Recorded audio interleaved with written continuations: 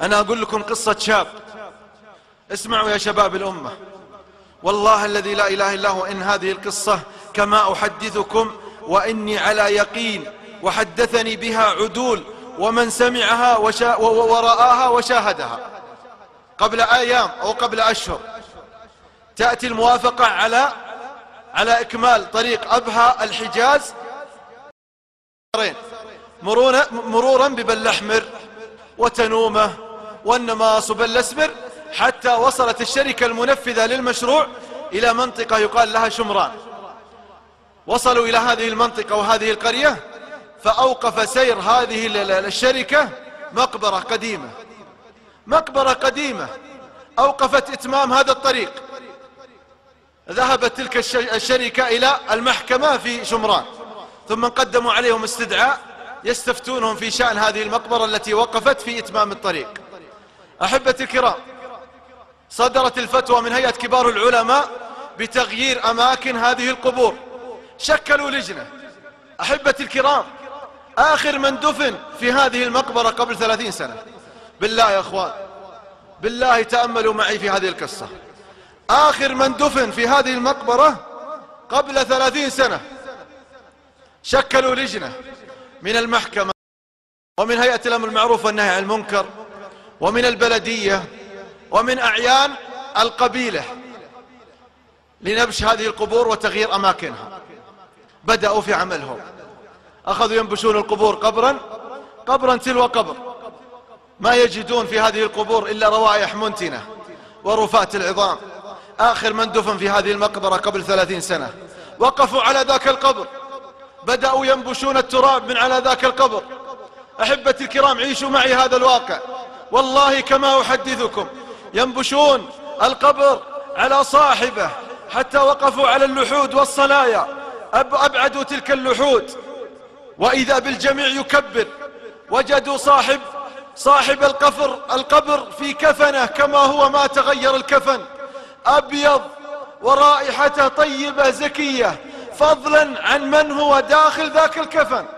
أخرجوه من قبره والجميع يكبر.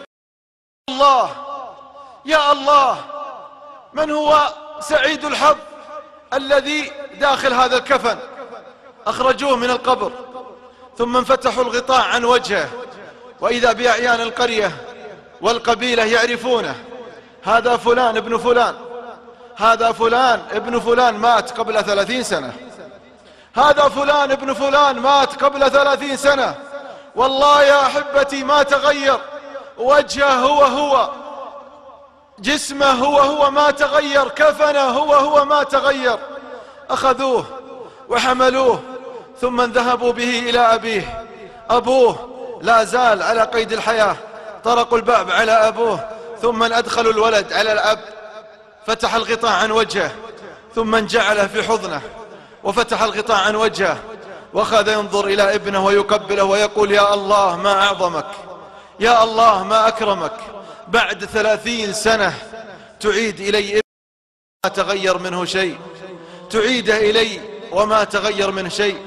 حملوه وغيروا قبره، ثم عاد الصالحون إلى الأب يسألونه ويقولون للأب: أسألك بالله، على إيش مات ابنك؟ ليش هذه النهاية؟ 30 سنة ما تغير في قبره، 30 سنة رائحته طيبة زكية كأن دفن اليوم أو قبل أيام. على أي شيء مات ابنك؟ اسمعوا يا شباب، اسمعوا يا من ضيعت الصلاة. قال ذاك الأب: والله إني منذ أن عرفت ولدي ما تأخر ولا فات تكبيرة الإحرام ولا فاته الصف الأول. والله إني من عرفت ولدي ما عمري جيت وصحيت لصلاة الفجر. أجي أصحي لصلاة الفجر وهو صاحي وتوضأ وذهب إلى صلاة الفجر. والله ما تعبني في قضية الصلاة، محافظ على صلاته. علشان كذا في قبره 30 سنة ما تغير. والله ما نسعد إلا بالدين، إلا بالطاعة، إلا بالعبادة. لن تسعدنا شاشات وقنوات، ولن تسعدنا مباريات وكاس العالم ومتابعته. والله لن نسعد يوم نعلق قلوبنا بغير الله. لا يا الغالي، لن نسعد إلا بالطاعة، إلا بالعبادة، إلا بالقرب إلا بالقرب من الله. أسأل الله أن يجعل القلوب معلقة به. قولوا آمين.